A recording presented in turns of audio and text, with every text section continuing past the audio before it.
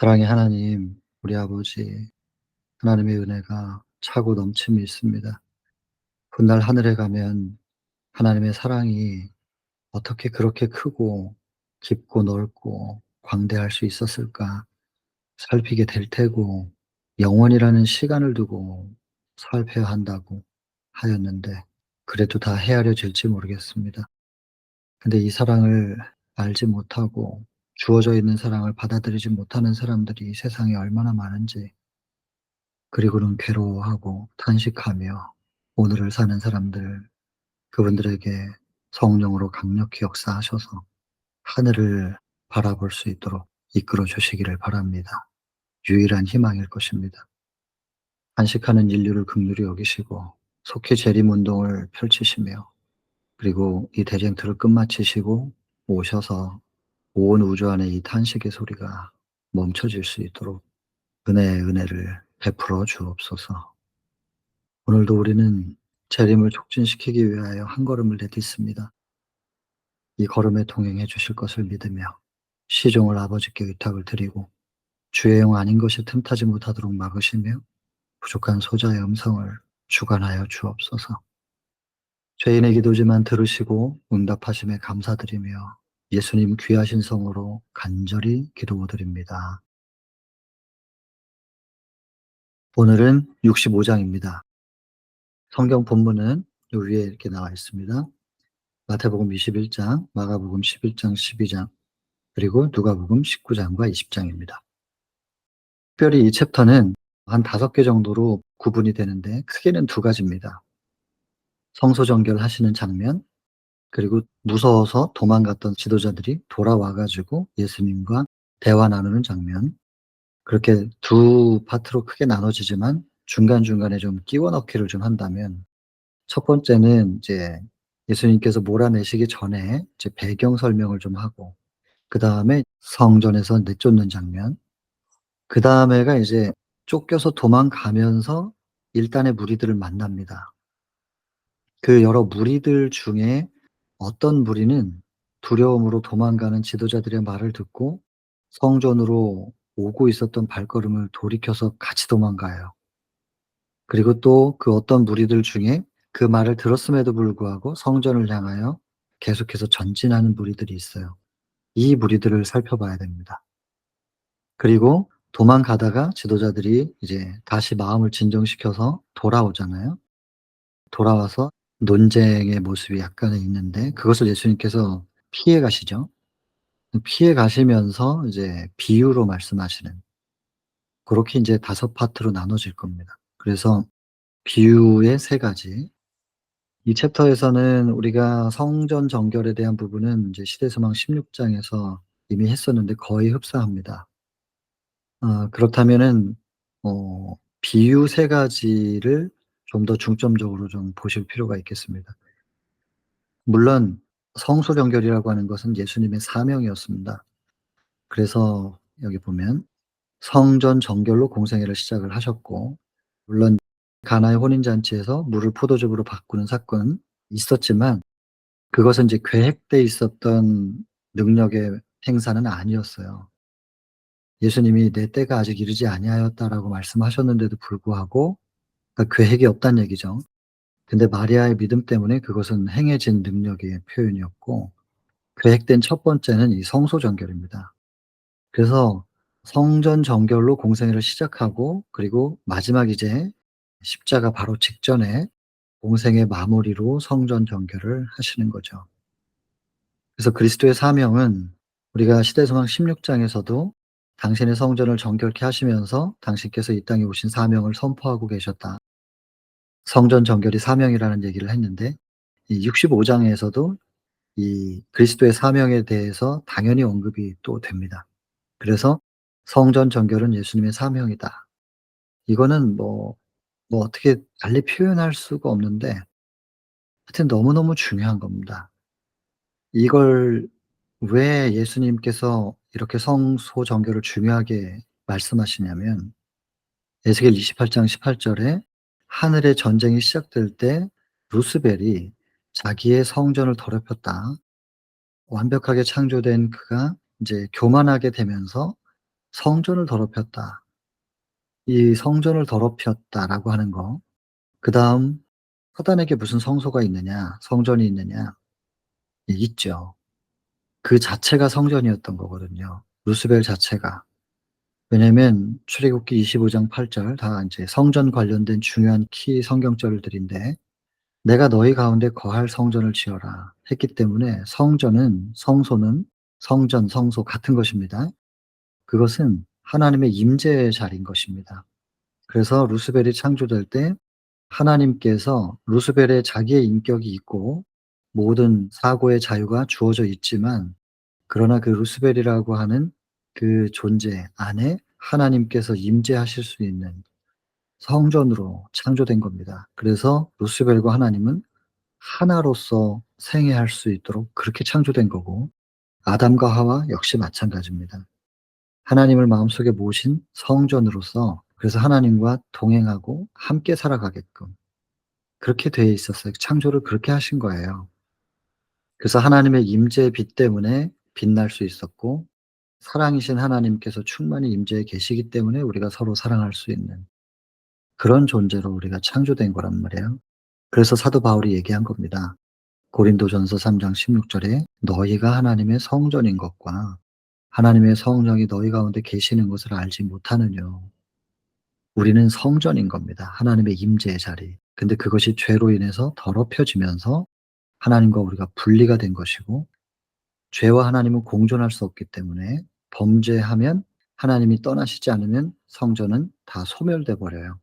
그러니까 우리에게 성소 정결을 이루고 다시 하나님과 하나 될 수 있도록 기회를 주시고 은혜를 주시려면 떠나 주셔야 되는 거거든요. 그래서 하나님은 떠나셨고, 그렇다면 다시 성전을 깨끗하게 해서 하나님을 모셔와야 되는데 우리가 우리 스스로 성전을 깨끗하게 할 수 있는 방법이 없단 말입니다. 더럽혀진 본성으로는 해결할 수가 없어요, 우리가 그것을. 그래서 그 역할을 누가 하시냐면 인성 속에 신성을 가리우시고 소멸시킬 수 있는 그 빛을 철저하게 차단하고 가리워서 인간으로 오신 예수께서 그것을 시도하신 것입니다. 그래서 지금도 육신으로 우리와 함께 계시지는 않지만 예수의 영 보혜사 성령을 통하여 우리의 심령을 계속해서 정결하는 그 작업을 하고 계시죠. 그럼 성령께서 어떤 재료를 사용하셔서 우리의 심령을 정결케 하시느냐? 말씀입니다. 그것이 이 챕터에서 마지막 비유인 모퉁이 돌, 반석이죠. 반석 위에 세워야 되는데 그 반석 예수 그리스도 말씀 하나입니다. 그 같은 뜻이죠. 그래서 이 챕터는 성소 정결로 시작해서 결국에는 예수님이 성소 정결하시는 그분의 사명이 무엇인가, 그리고 주의 영께서 지금도 그 역할을 하고 계시는데 어떤 재료로 그 성소 정결을 하시느냐면 말씀으로. 그렇게 해서 처음부터 끝까지가 딱 정리가 되는 것입니다. 그리고 예수님 지금도 하늘에서 지성소 사역하시면서 성소 정결하시죠. 조사 심판, 죄 도말. 그래서 이건 뭐 하늘 전쟁부터 시작해서 예수님의 재림 직전에 지성소 사역을 마칠 때까지 사실은 인제 대쟁투를 끝마치려면 반드시 성소 정결, 그리고 조사 심판을 통해서 죄 도말까지가 이루어져야 됩니다. 그래서 대쟁투의 시작과 끝에 대한 이야기가 성소 정결이거든요. 이걸 반드시 이해를 해야 됩니다. 그리고 이것이 오늘날 우리에게 주어진 또 현대 진리이기도 하고, 성소 정결 메시지 이걸 또 전해야 되고, 그리고 이 속에 담겨 있는, 뭐 자꾸 반복을 해 드렸지만 이 성소 정결 속에 담겨 있는 하나님의 사랑, 그리고 조사 심판 속에 담겨 있는 하나님의 그 사랑이 무엇인지, 심지어 우리의 죄를 낱낱이 적는 죄의 책, 그 죄의 책에다 우리의 죄를 꼼꼼하게 하나하나 빠짐없이 적어 나가시는, 눈물로 적으시거든요. 왜 내 자식의 죄를 감춰둘 시원찮을 판에 그걸 드러내기 위해서 적는가? 하나하나 다 적어 나가시는가? 이제 그것 때문에 사람들은 내 편인 줄 알았는데 내 부모님이 내 죄를 드러냈냐고 십자가에서 해결했는데 왜 또 조사 심판 통해서 죄를 졌고 왜 또 심판하냐. 철없는 얘기들을 그렇게 한단 말이에요.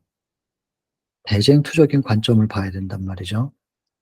하나님이 왜 그러실 수밖에 없는지 대쟁투적인 관점으로 참소자가 있기 때문에, 그래서 성경 중에 제일 먼저 기록된 책 욥기 참소자, 참소자가 있다. 이거를 알려주잖아요.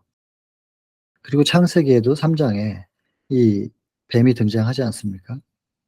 이 참소자인 사단, 그의 역할을 우리가 이해를 해야 돼요. 그렇기 때문에 그가 과장되게 우리의 죄를 부풀려서 참소하는 것을 해결하기 위해서는, 예수님도 우리의 죄를 가슴 아프지만 낱낱이 적어서 사단의 참소가 과장됐다는 것을 증명하기 위해서는 감추지 않고 오히려 명명백백하게 기록해 가지고 대조를 해야 된단 말이에요.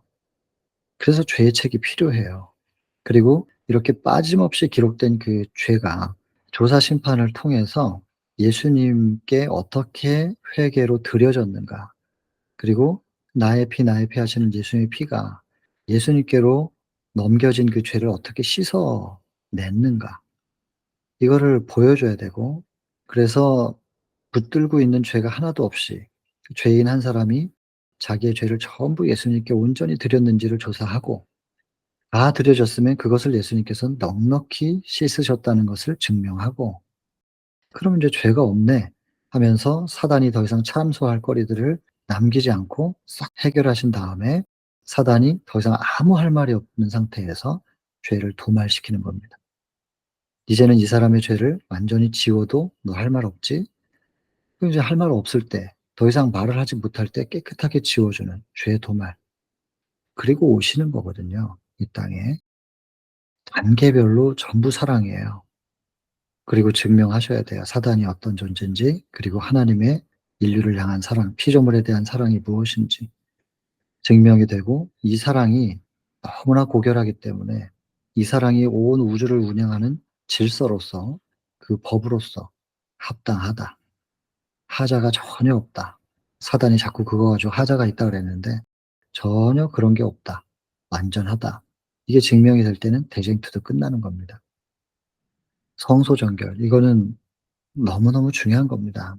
이건 명확하게 이해하셔야 되고, 그 당시에 제사제도의 의미를 이미 잃어버렸죠.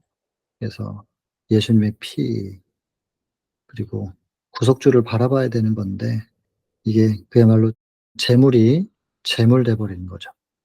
이게 문제였던 거고, 그다음에 어린 양의 피, 그것이 인제 사랑으로 보여야 되는데 지도자들이 잘못 가르쳐서, 하나님은 자꾸 우리한테 화를 내시는 분인 것처럼, 그래서 자꾸 뭘 바쳐서 그 진노를 진정시키기 위한 뇌물로서 제물을 바쳐라.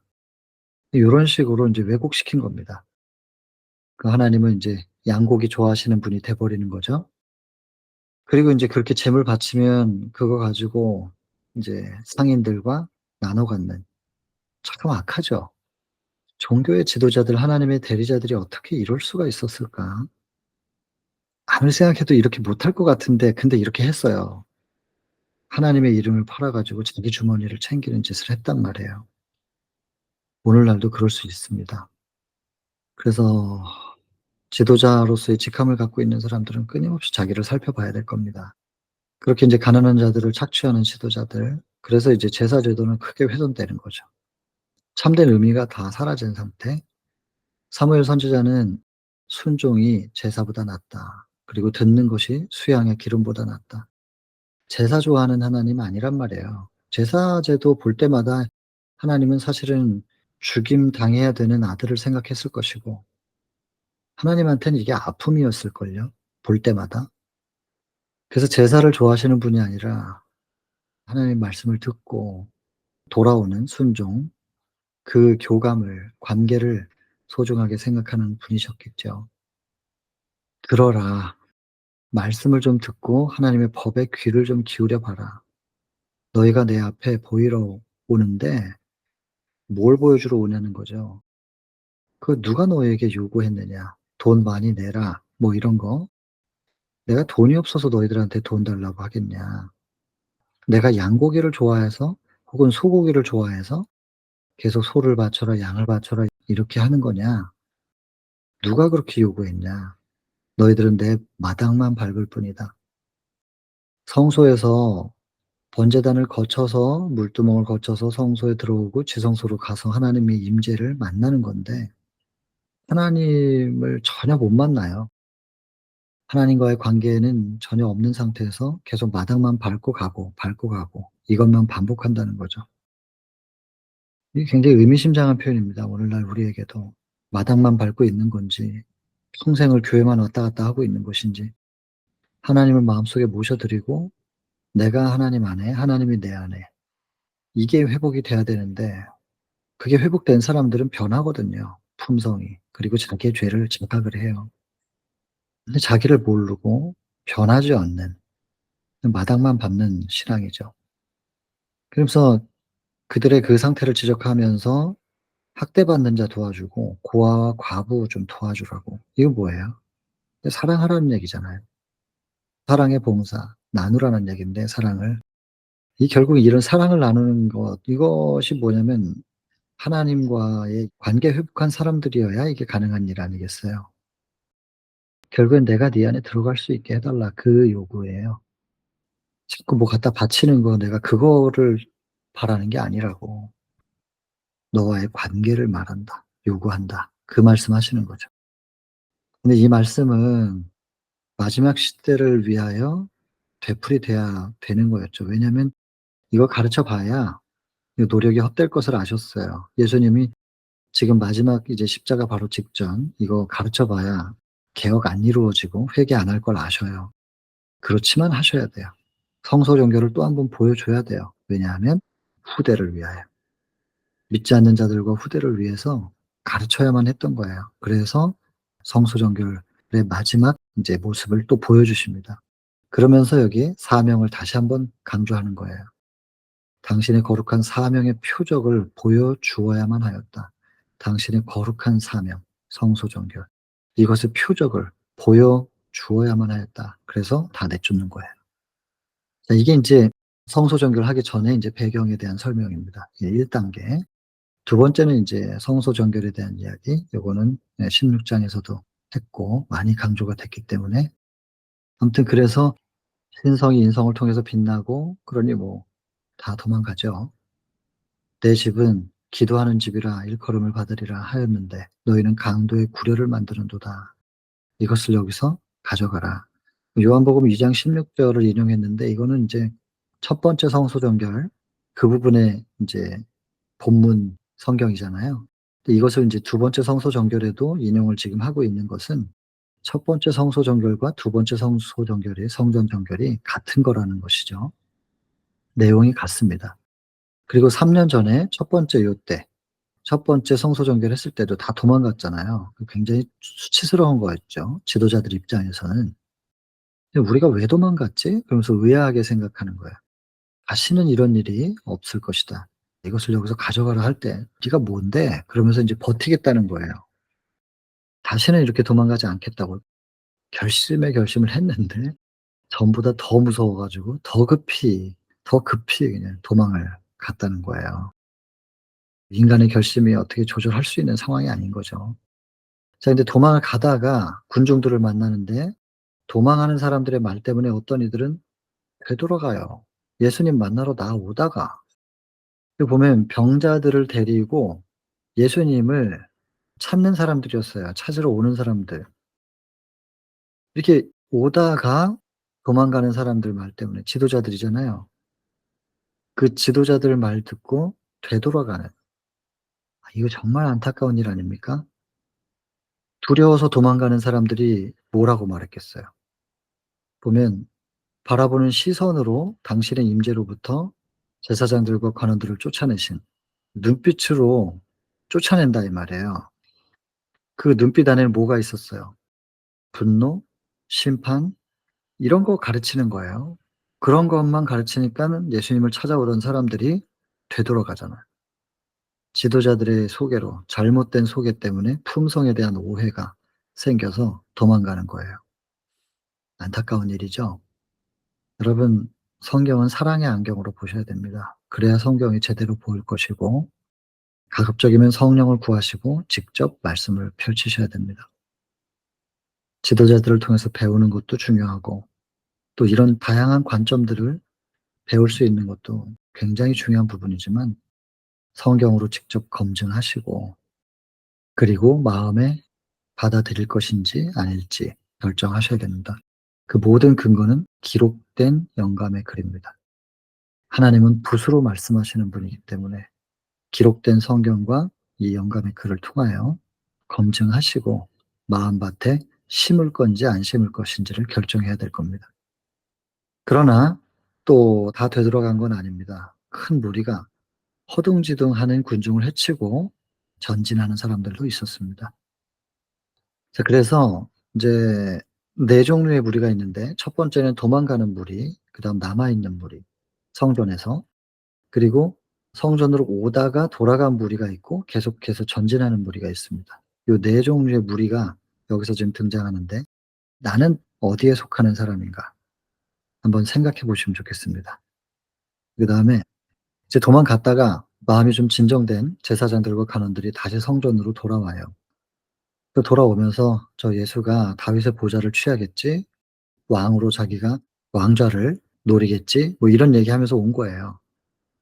근데 들어가자마자 왕의 권세, 권위를 보이는 그런 모습이 하나도 안 보여요. 놀라운 장면, 그들에게는 놀랍지만 예수님한테는 당연한 장면인데 놀라운 장면이 보입니다. 병자가 낫고 소경이 눈뜨고 귀머거리가 듣고 절름발이가 기뻐 뛰고 어린아이들은 즐거워하고 심지어는 어떤 아이들은 그분이 백성들을 가르치고 계실 때 그분의 품에서 잠이 드네요. 아, 아이를 안고 재우면서 설교를 하시는 예수님의 모습을 그려보게 되는 건데 저도 나중에 한번 이거 좀 해 봐야 되겠다 싶어요. 아이를 안고 설교를 한다. 상상도 못 하겠죠, 이 사람들은. 제사장들과 관원들, 권위적인 이 사람들은 '다윗의 보좌를 탐하는 예수이겠지.' 이렇게 생각하고 왔는데 이런 모습들을 이렇게 보니까 이렇게 깜짝 놀랄 수밖에 없지 않겠어요? 예수님한테는 이게 당연한 모습인데 그들에게는 놀라운 장면이라고 기록을 했습니다. 이 기쁘고 거리낌 없는 음성은 성전을 다스리는 자들의 기분을 상하게 하였다. 기분 나쁜 거예요. 백성들이 예수님과 함께 즐거워하는 이 장면이 기분이 나빠요. 그래서 뭐라고 얘기하냐면 "하나님의 집이 어린아이들의 발과 기쁨의 부르짖음으로 모독당하였다." 이렇게 말해요. 여러분, 아이들이 교회 안에서 분별 없이 막 떠들어대고 장난치고 뛰어다니면서 교회 기물들을 넘어뜨리고 이런 모습은 부모님들이 제재시켜야 될 모습임에 틀림없습니다. 그냥 '아무렇게나 해도 돼.' 이렇게 아이들을 그냥 놔두는 것은 잘못된 교육입니다, 틀림없이. 교육해야 됩니다. 그냥 "예수님은 아이들을 다 포용하셨어." 하면서 그냥 방치하고 놔두는, 그래서 분별 없는 아이들이 하는 그런 행동은 반드시 제재를 가해야 되는 것이 부모의 교육 중의 하나일 것입니다. 저도 그렇게 가르쳤고 제 아이를. 그러나 지금 아이들이 분별 없이 떠들어서 성전을 모독하는 것과 아이들이 예수님을 만나서 기뻐하고 찬양하면서 그 소리로 성전이 채워지는 것은 분명히 다른 것이 아닙니까? 이게 구별돼야 되는데 이 사람들은 지금 아이들이 소리를 내면 어쨌든 그것 때문에 성전이 좀 조용하지 않은 상태가 되면 모독당하였다고 말하는 것이 합당한가? 이거 생각 좀 해 봐야 될 일입니다, 이것도. 이것이 그 당시의 지도자들의 마음 상태였고 눈이었겠죠. 예수님과 함께 기뻐하는 그 모습이 기분이 안 좋고 모독당했다고 표현하는 그 당시 지도자들의 마음 상태와 그들의 눈이었다는 것입니다.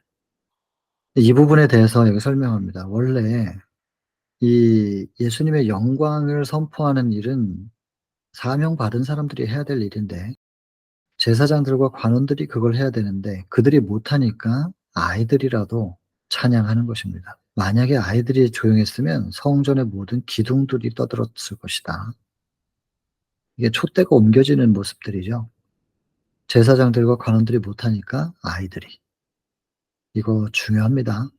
촛대가 옮겨진다. 사명을 주셨는데 그것을 온전히 섬기지 못할 때 그 사명, 그 영광스러운 촛대는 옮겨질 수 있습니다. 여기서 보면 예수님을 성전의 보호자라고 칭했는데 대단히 중요한 표현이죠. 성소 정결, 성전을 보호하고 성전을 정결하게 해서 다시 회복시켜서 원래의 기능을 할 수 있도록 하는 것이 예수 그리스도의 사명이었습니다. 그래서 성전의 보호자로서의 예수님, 이건 대단히 중요한 표현입니다. 제사장들과 관원들은 적개심을 나타낼 수는 없었습니다. 왜냐하면 백성들이 예수님을 좋아하니까 백성들이 두려워서 표현을 못 해요. 다만 계속 고민하죠. '이거 어떻게 하면 좋을까? 저 예수를.' 죽이긴 죽여야 되겠는데 명분을 찾아야 되겠단 말이에요. 그래서 사내들인의 회의를 또 하고 3년 전에 이런 그 성소 정결이 있었을 때는 "네가 무슨 자격으로 이렇게 하냐." 하면서 표적을 요구를 했었는데 지금은 그걸 요구할 수가 없어요. 왜냐하면 나사로도 살아나고 뭐 신적인 표적은 보일 만큼 다 보여줬기 때문에 이거를 또 요구해 가지고 뭐 이럴 수는 없는 상태.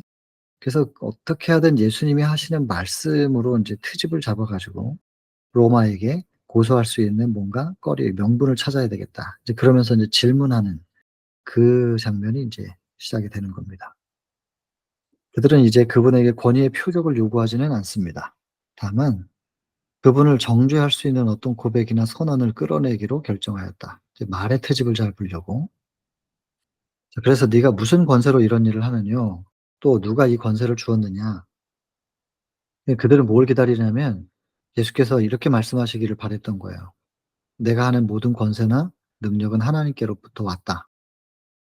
하나님의 아들이다." 뭐 이걸 다시 한번 얘기하기를 기대했대요. "참남되다." 뭐 이러면서 또 시비 걸려고 하는 거겠죠.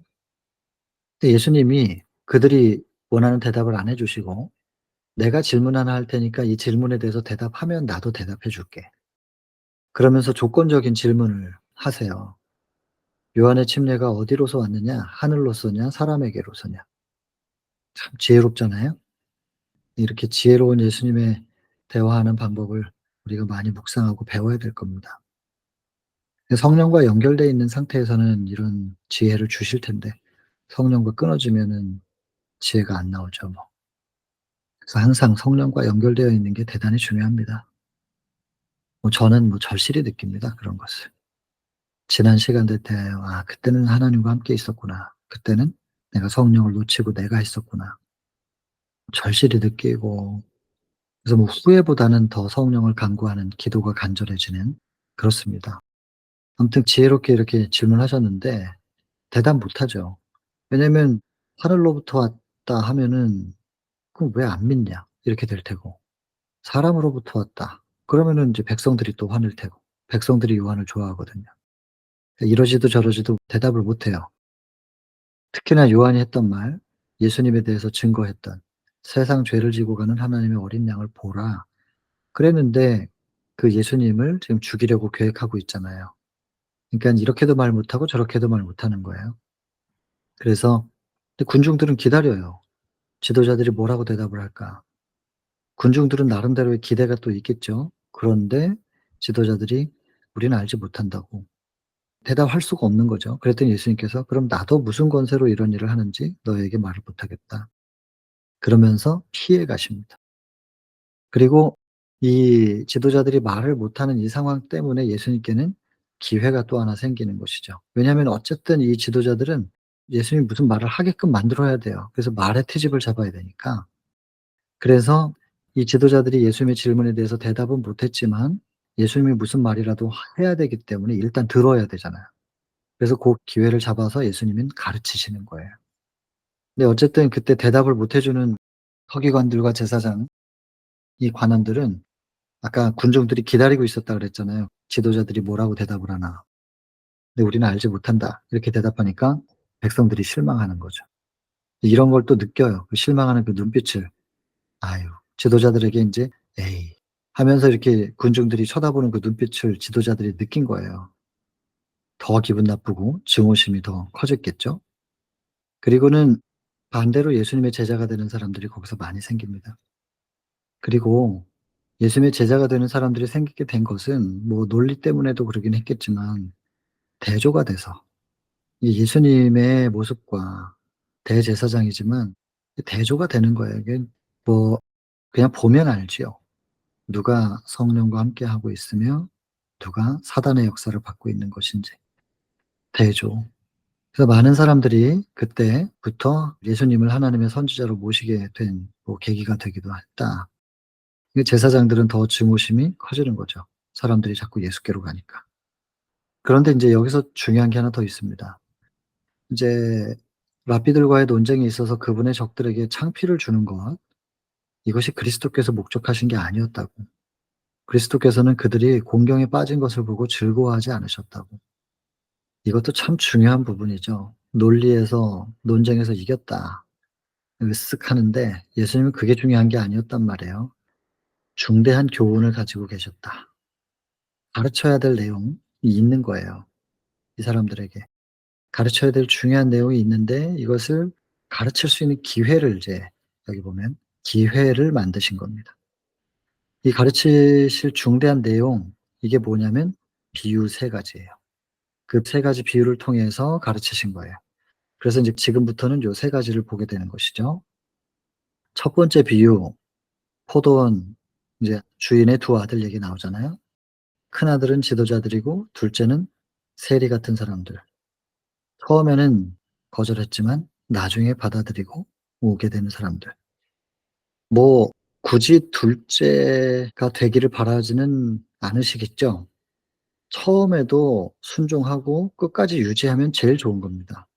근데 이 지도자들이 그렇지 못했던 것이고, 근데 처음에 거절했더라도 다시 순종하면 좋지요. 그러나 사실 우리가 이 내용을 다 알고 있는 입장에서는 처음부터 끝까지 순종해서 유지하면 참 좋았을 텐데 우리는 그런 모습이 됐으면 좋겠습니다. 근데 어쨌든 처음 된 자가 나중 되고 나중 된 자가 또 먼저 되는, 그렇게 본다 그러면 큰 빛을 받은 이스라엘이 구원받지 못했잖아요. 그리고 오히려 이방이 구원을 받고, 제7 안식일 예수 재림교회는 현대 진리를 풍성하게 받았습니다. 근데 화이트인의 글은 제7 안식일 예수 재림 교인들 가운데서 구원받을 사람들이 뭐 극히 적게끔 표현돼 있잖아요. 제 계절이 바뀌고 바람이 불면 나뭇잎이 떨어질 때 그렇게 떨어지듯이 다 떨어질 거라고. 나무잎이 뭐 몇 개나 남겠어요. 초겨울 되면. 아주 소수라고. 왜 그러냐. 왜 그럴 수밖에 없냐면 이스라엘의 역사를 보면 안단 말이에요. 이스라엘이 멸망을 받았어요. "멸망에 가증한 것이 거룩한 곳에 선 것을 보거든 산으로 도망하라."라는 이 말씀을 기억한 극소수의 예수님의 제자들만 로마의 1차 포위가 풀렸을 때 AD 67년 예루살렘을 나왔거든요. 그리고는 AD 70 년에 인제 멸망을 한단 말이에요, 이스라엘이. 예수님의 말씀, 예수께서 전하신 그 당시에 주어진 기별입니다, 현대 진리. 그 기별을 기억하는 사람들은 살았어요. 근데 그 현대 진리에 대한 이해를 못한 사람들, 당시의 현대 진리를 이해하지 못한 사람들은 다 죽었습니다. 재림교인들에게도 우리에게 주어진 현대 진리가 있거든요. 이거 기억하는 사람들은 남은 무리가 될 거예요. 남은 거죠. 끝까지 남은 거예요.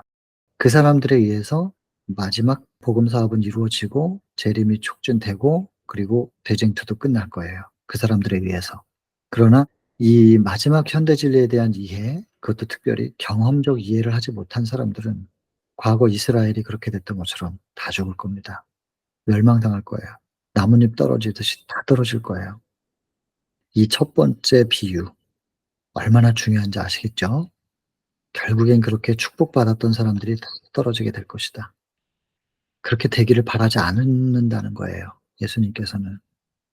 두 번째 비유는 뭡니까? 두 번째 비유는 이 책 잡기만을 그 기회만 노리는 지도자들은 어쨌든 예수님이 말하는 거를 어쨌든 들어요. 어쨌든 트집을 잡아야 되니까. 그래서 계속 여기서 보면 '좀 더 참을 수밖에 없었다.' 참고 인제 듣고 있는 거죠. 요 상황에서 예수님은 당신이 가르치고 싶으신 거를 지금 가르치시는 거야. 안 그랬으면은 예수님이 말하도록 놔뒀겠어요? 쫙 떠들어 가지고 예수님 말 못하게 만들었겠죠. 예수님이 말씀하시는 그 말씀을 다 그들의 떠드는 소리로 다 희석되게 만들었을 거예요. 근데 이제 기회를 딱 잡으셔서 예수님이 당신이 하고 싶은 말씀을 지금 하고 계시는 거죠. 두 번째 비유. 집주인은 하나님이에요. 농장이 있어요. 포도원이 있어요. 이스라엘이죠. 이것을 산울로 둘러요. 산울은 뭐예요?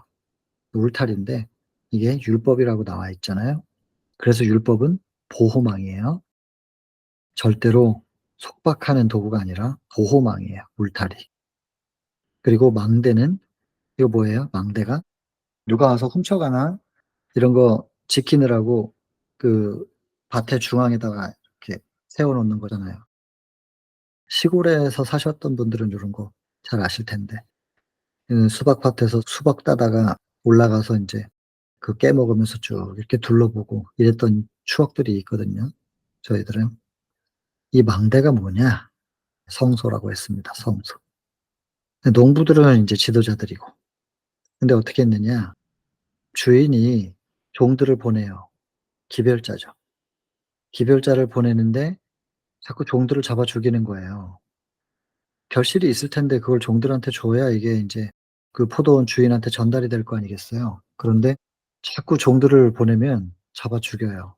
나중에는 아들을, 아들을 보냈는데도 상속자니까 죽이고 포도원을 빼앗자.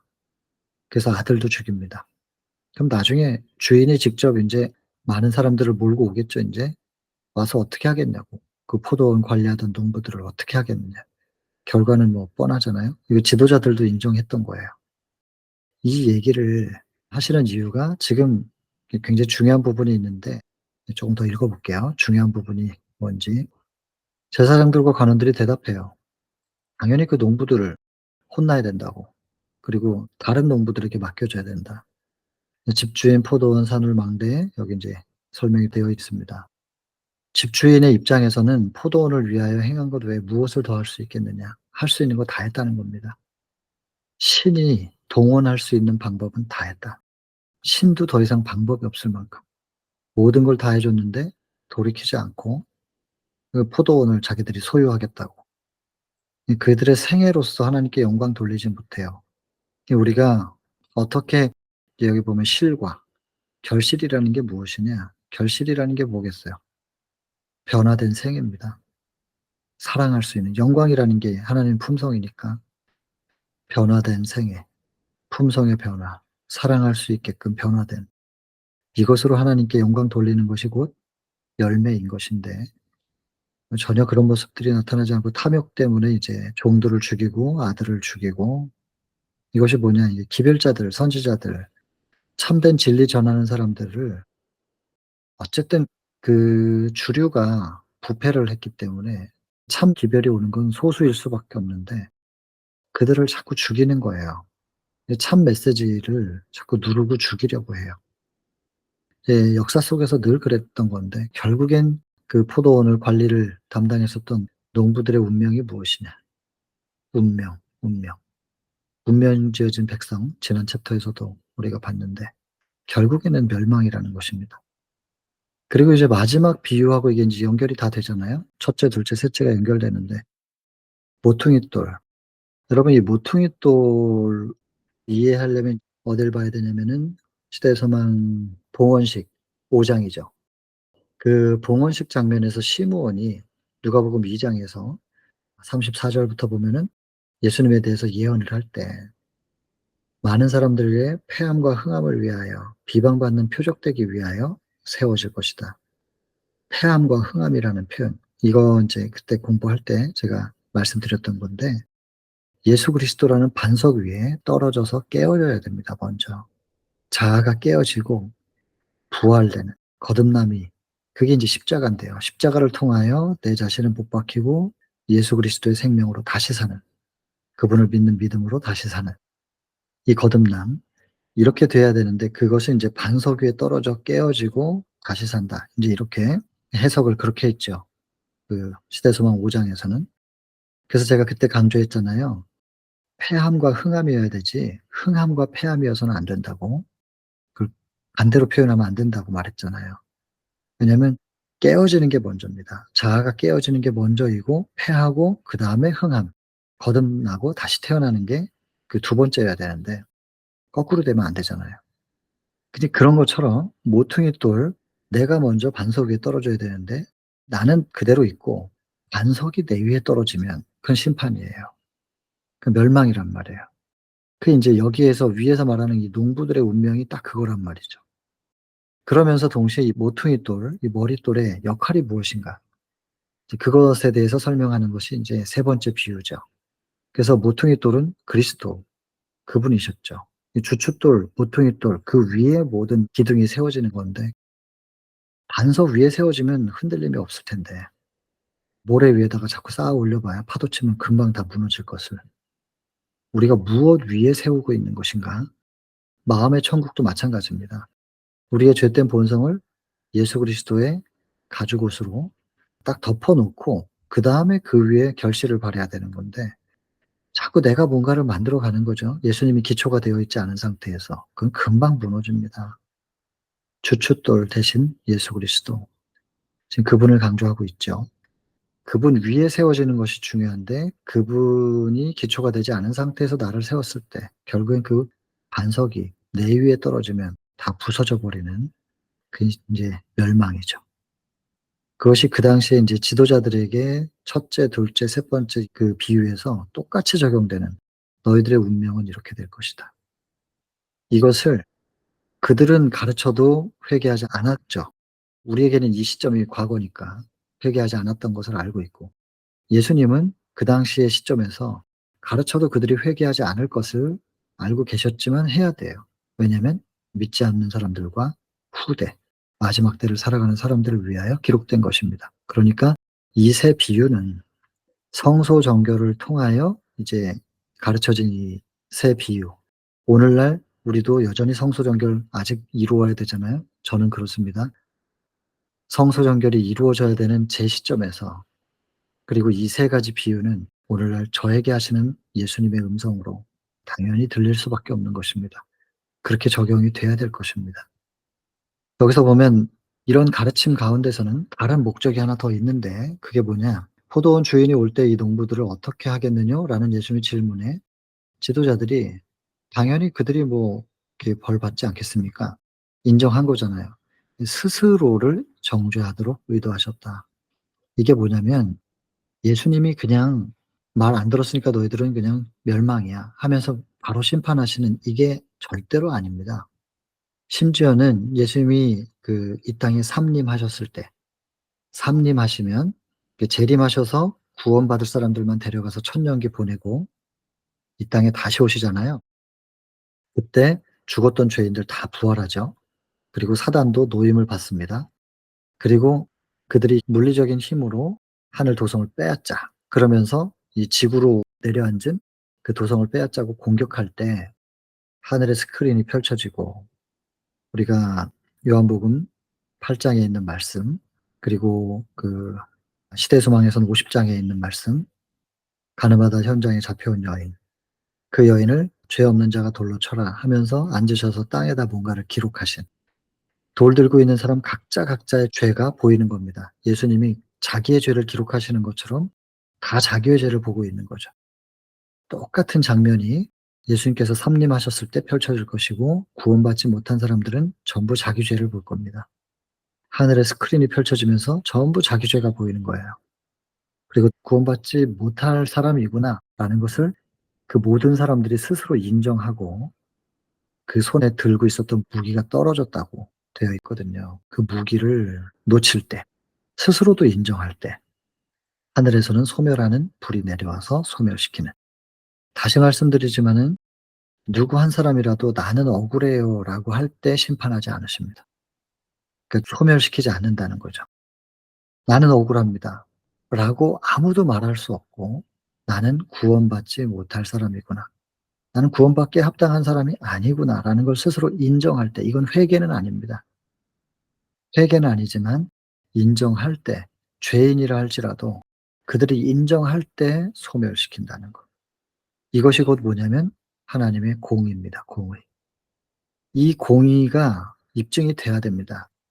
온 우주에 하나님의 품성에 대하여, 자비와 공의에 대하여 참소할 수 있는 거리가 전혀 없어야 됩니다. 그런 상태로 죄가 소멸돼야 됩니다. 그러면 제2, 제3의 사단이 안 나오니까 증명돼야 됩니다. 로마서 3장 4절 기억하시죠? 주께서 말씀하실 때 의롭다함을 얻으시고, 의로우신 분인데 의롭다함을 얻어야 된다. 그리고 심판받을 때에, 판단받을 때라고 기록되어 있는데, 이게 심판이라는 뜻입니다.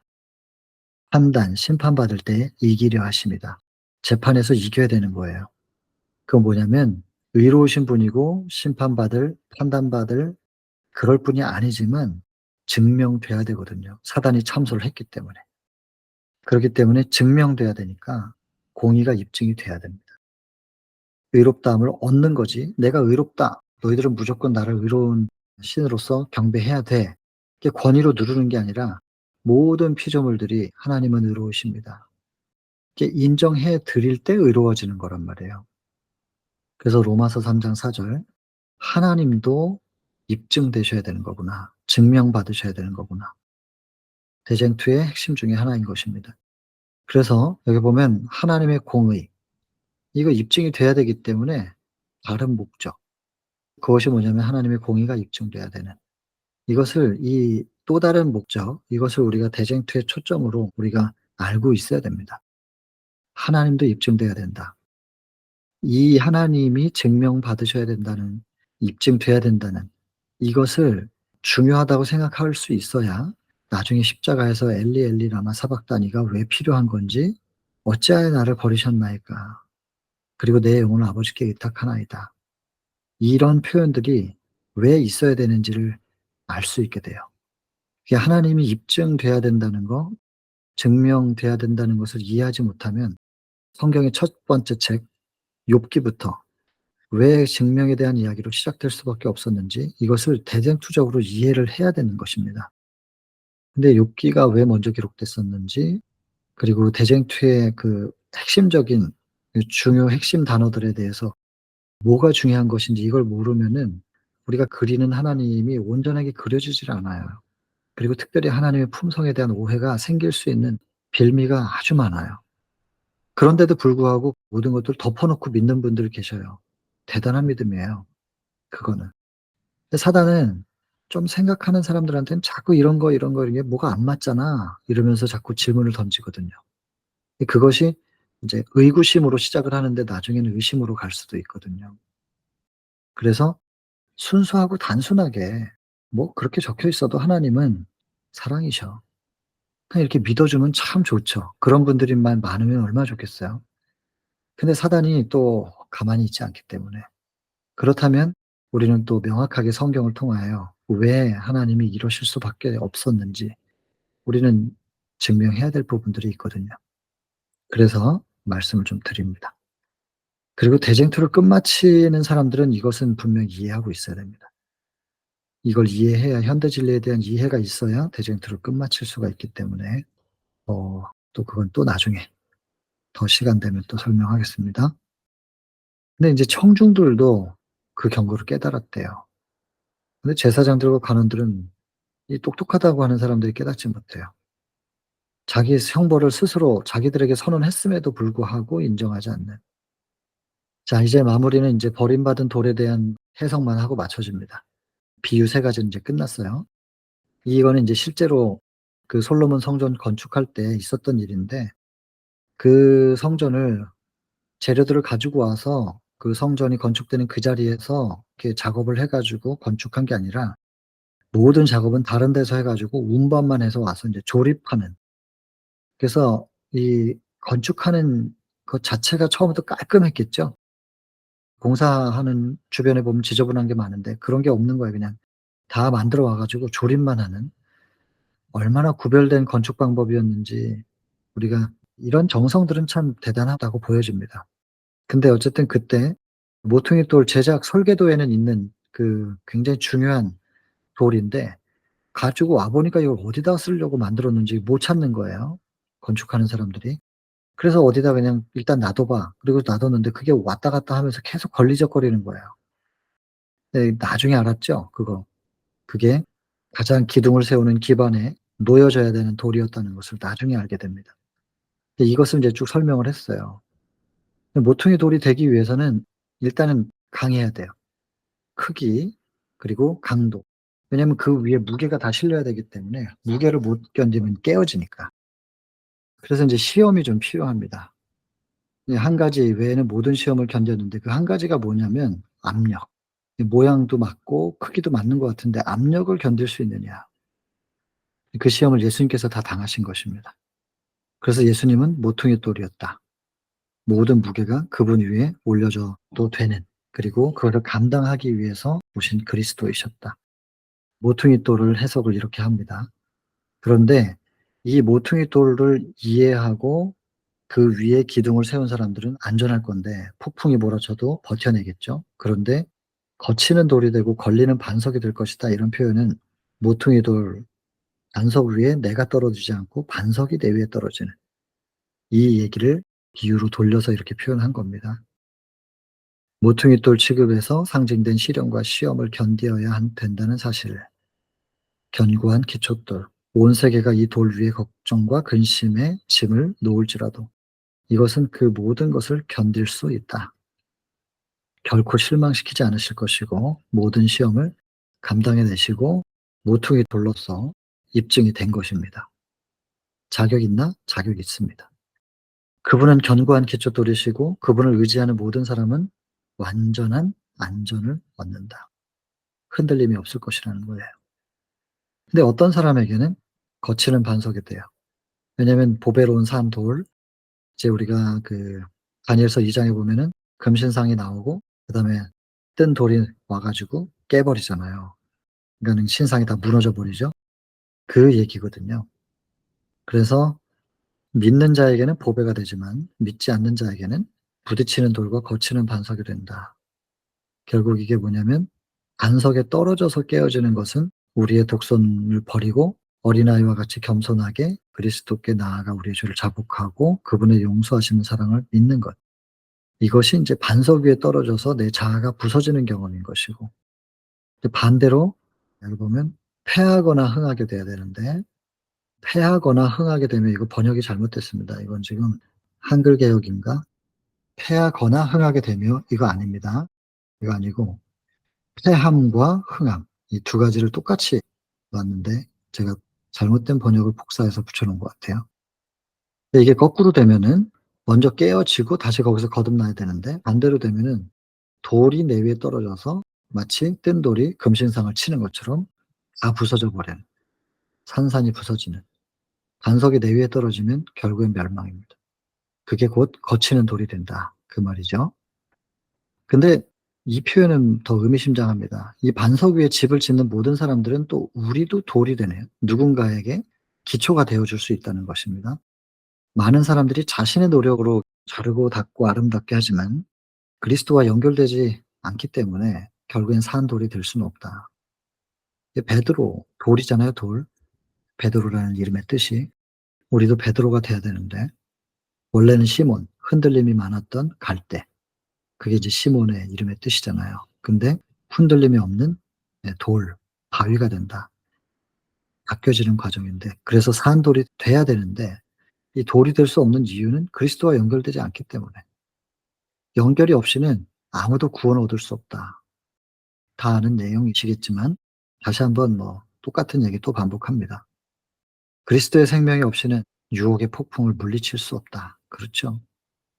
우리의 본성은 죄와 타협하기를 얼마나 좋아하는데요. 우리의 영원한 안전은 견고한 기초 위에 우리의 집을 짓는 데 달려 있다. 자, 오늘날의 많은 사람들, 시험해 보지 않은 기초 위에 집을 짓고 있다. 예수님은 시험을 다 거쳤는데 입증이 된 건데, 근데 입증되지도 않은 것 위에 자꾸만 집을 짓는다는 겁니다. 오늘날의 많은 사람들이. 비가 내리고 폭풍이 몰아치고 홍수가 올 때 다 무너질 것인데 그 까닭은 모퉁이 돌 예수 그리스도의 영원한 반석 위에 세워지지 않았기 때문에. 그러면 이 반석, 예수 그리스도라는 반석이 오늘날에는 어떤 모양으로 우리와 함께 계시냐? 말씀입니다. 저희가 말씀을 순종치 아니함으로 넘어진다. 그러니까 결국엔 우리는 말씀 위에 서야 됩니다. 가장 기초가 뭐냐? 말씀. 그래서 여러분 말씀 위에 뿌리 내리고 말씀의 반석 위에 우리의 마음의 천국을 세워야 되는 건데 이제 이 말씀이라는 건 인제 기록된 말씀입니다. 들은 거 말고 기록된 말씀, 참된 말씀. 왜냐하면 사단이 얼마든지 성경을 잘못 해석해 가지고 우리한테 들려줄 수 있기 때문에 여러분 이 말씀도 다 말씀이 아니에요. 성령을 구하시고 성경과 이 영감의 글을 통하여 검증된 말씀 위에만 세워 놓으면 흔들림이 없을 것이다. 근데 여러분 또 이런 게 있습니다. 다니엘서 8장 14절 "2300 주야 끝에 성소가 정결함을 입을 것이다." 말씀이죠. 성령께서 해석해 주셨고 그런데 잘못 해석한 거죠. 그래서 그 계시록 10장 10절 "입에는 달지만 배에는 쓰게 되는." 이 경험인데 '말씀 위에 세워졌는데 우리는 왜 이러지?'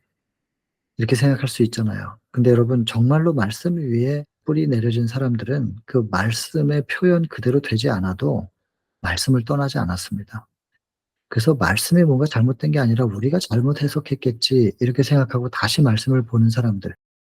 그 사람들이 대실망 이후에 1844년 그 대실망 이후에 다시 말씀을 붙잡고 바라볼 때 그들이 성소 기별받고 안식일을 회복하고 그 우리 재림교회의 초석이 된 거거든요. 말씀의 표현대로 다 이루어지지 않는다 할지라도 말씀의 뿌리 내려진 사람들은 흔들리지 않더란 말이죠. 우리가 그런 말씀의 뿌리를 내리자. 그 얘기 지금 하고 있는 겁니다. 멸시를 받고 실어버린 바 돼서 간고를 많이 겪고 질고를 하는 자라. 멸시를 당하였고 우리도 그를 귀히 여기지 아니하였었다. 그분. 죽음에서 부활하심으로 그분은 능력으로 하나님의 아들이라는 선언을 받으실 것. 예수 그리스도. 이 돌 위에 세워져야 되는데 우리가 이 돌이 사람 위에 떨어지면 저를 가루로 만들어 흩으리라. 거절한 백성들은 결국에는 그 반석에 의해서 깨어질 것입니다. 그러면 무엇이 유대인들을 멸망시켰는가? 뭐 뻔하죠 뭐. 거절함으로. 하나님께서 생명이 되도록 제정하신 모든 것이 그것을 거절함으로 그 생명을 얻도록 주신 모든 것들이 특별히 성소와 제사제도 이것이 하늘 가는 지도였는데 그 지도를 잘못 활용해 가지고 자기 주머니를 채우고 이 땅에서의 부귀를 현세적 위대함을 추구함으로 시대소망 2 장에 나오는 얘기잖아요. 그러면서 사명을 다 놓치고 결국엔 그것 때문에 그들이 그것으로 인해서 죽음에 이르게 하는 것. 그러니까 하나님의 빛은 누구에게는 위로와 치료와 회복인데 사랑인데 누구에게는 도망가야 될 만큼 두려운 빛이란 말이에요. 그래서 심판하는 빛이 아니고 하나님의 빛은 그냥 늘 똑같아요. 근데 내가 믿음의 편에 있느냐 아니냐에 따라서 예수님께 나아올 수도 있고 도망가게 되기도 하고 그렇다는 것이죠. 그래서 제가 여기 환자분들한테 말하는데 잠 못 주무시는 분들은 수면제 써요. 자꾸 주무시는 분들은 각성제 써요. 세상의 약은 그래요. 근데 하나님의 말씀은 잠 못 주무시는 분들이 말씀을 보면 편안하게 잠들고 자꾸만 영적인 것만 접하면 자꾸 조는 사람들, 그런 사람들을 또 깨우는데 이 말씀이 똑같은 말씀이 누군가에게는 편안하게 잠들게 또 누군가에게는 각성시키는 이런 역할을 한다니까요. 예수님의 빛도 누군가에게는 회복이고 누군가에게는 심판이고 내가 선택하는 겁니다. 예수님이 이랬다 저랬다 하는 게 아니라 내가 무엇을 선택하느냐 그게 중요한 것이죠. 심판이 내릴 때에도 그렇게 될 것이다. 의로운 자에게는 생명이 되고 악한 자에게는 소멸시키는 불이 될 것이다. 여러분 무엇을 선택할 것인가? 유대인들은 거절해서 그렇게 된 겁니다. 그리고 거절해서 이렇게 끝내는 멸망하게 된 유대인들 이스라엘을 통하여 거절하는 각 시대의 사람들에게 주시는 경고인 겁니다. 그래서 성소가 더럽혀진 사건, 그다음에 비유, 불순종한 아들, 하겠다고 해 놓고 안 하는 아들, 그다음에 포도원의 농부, 그다음에 모퉁이 돌에 대한 이야기. 지금 이 65 장에서 등장하는 성소 정결 이야기와 예수님의 세 가지 예, 비유, 그러면 다 합치면 네 가지잖아요. 이 모든 것들이 다 거절하는 각 시대의 사람들을 위하여 이런 메시지를 주고 있다는 겁니다. 그래서 이 네 가지 속에 혹시 '내 성전은 어떠한가?' 지금 살펴봐야 되고 그다음에 '나는 혹시 하겠다고 해 놓고서 안 하는 불순종한 아들이 아닌가?' 그리고 '기별자들을 거부하는 농부가 아닌가?' 그리고 '내가 지금 반석 위에 세워진 사람인가 아니면 내 위에 그냥 쌓아 놓고 있는 사람인가?' 결국 반석의 내위에 떨어지게 될 텐데 이것을 생각해 보라는 겁니다. 보면 죄인의 경험 중에 그와 흡사한 것을 갖고 있다. 이 4 가지 중에 하나가 뭐 혹은 2 개가 아니면 4 개가 전부 다 '내 얘기인가 보다.' 내가 했던 죄된 경험들 중에 여기에 속하는 게 있는지 살펴보고 혹은 지금도 여기에 속해져 있지는 않은가 살펴보라는 것입니다. 그들이 회개하지 않으면 이 교훈들이 예표한 그 운명이 그들의 운명이 될 것이다. 이 챕터는 경고의 메시지입니다.